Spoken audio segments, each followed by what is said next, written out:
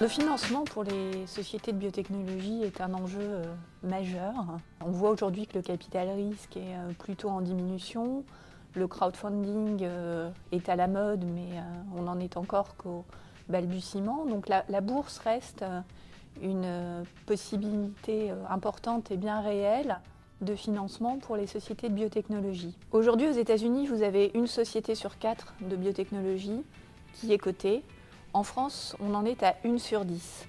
Donc on voit qu'on a une maturité sur les marchés financiers qui est encore à améliorer. La communication financière est un élément majeur lorsqu'une société souhaite accéder aux marchés financiers ou lorsqu'elle est déjà présente sur les marchés. C'est pour cette raison que nous avons jugé important et utile de fournir aux sociétés, qu'elles soient déjà cotées ou qu'elles souhaitent aller sur les marchés, un benchmark de ce qui se fait aujourd'hui par les sociétés de biotechnologie cotées en France en termes de communication dans leurs états financiers, mais également sur les principaux facteurs de risque ou en termes de gouvernance. Cette étude a vraiment été pensée comme un outil destiné à aider les sociétés pour élaborer leur communication financière.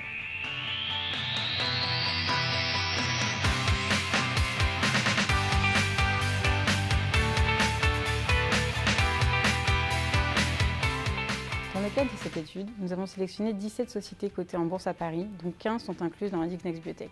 13 sont des sociétés de biotechnologie pure et 4 sont des laboratoires pharmaceutiques ayant historiquement une activité de recherche et développement en biotechnologie ou ayant principalement une activité sur les biotechnologies.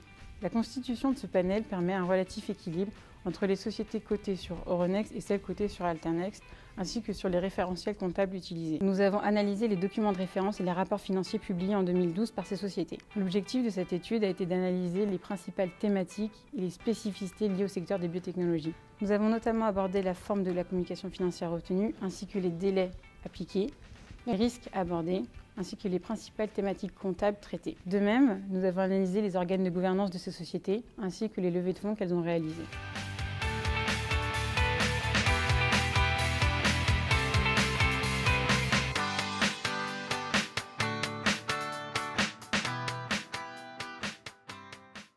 Notre étude nous a ainsi permis de montrer que les biotech cotées sur Alternext utilisent pleinement la souplesse laissée par ce marché, tant en termes de contenu de l'information financière publiée que sur les délais de publication de leurs rapports financiers, dont le délai est de 82 jours pour les biotech cotées sur Euronext contre 118 jours pour les biotech cotées sur Alternext.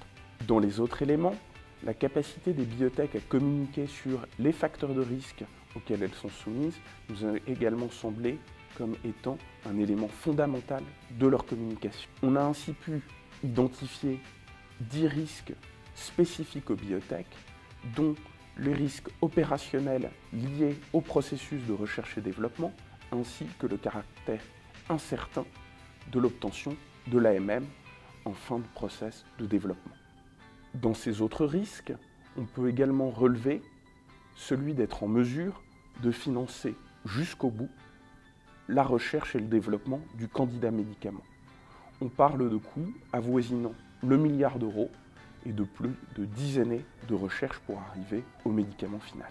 Nous sommes intéressés également dans notre étude aux différentes thématiques comptables spécifiques aux biotech.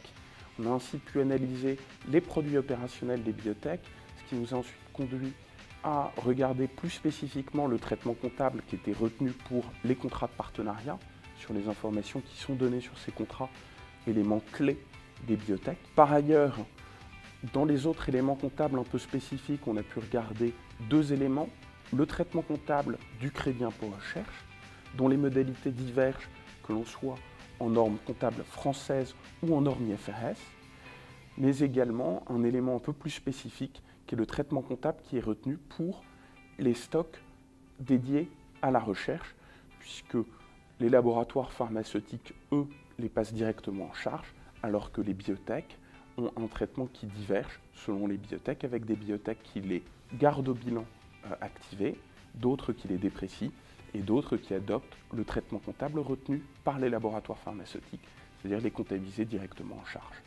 Dans la dernière partie de notre étude, nous avons voulu montrer la capacité des biotech à communiquer sur 2 éléments clés que sont leur pipeline de R&D et l'avancée de leur projet, puisque c'est effectivement très important de donner une vision claire aux investisseurs de l'avancée de ces projets qu'ils financent. Un autre élément qui nous a semblé également fondamental, c'est leur capacité à donner des informations claires sur la gouvernance de la société et sur les comités dont ils s'entourent.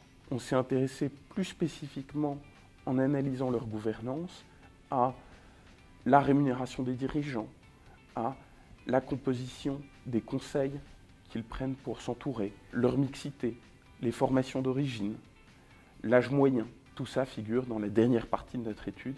Je vous invite à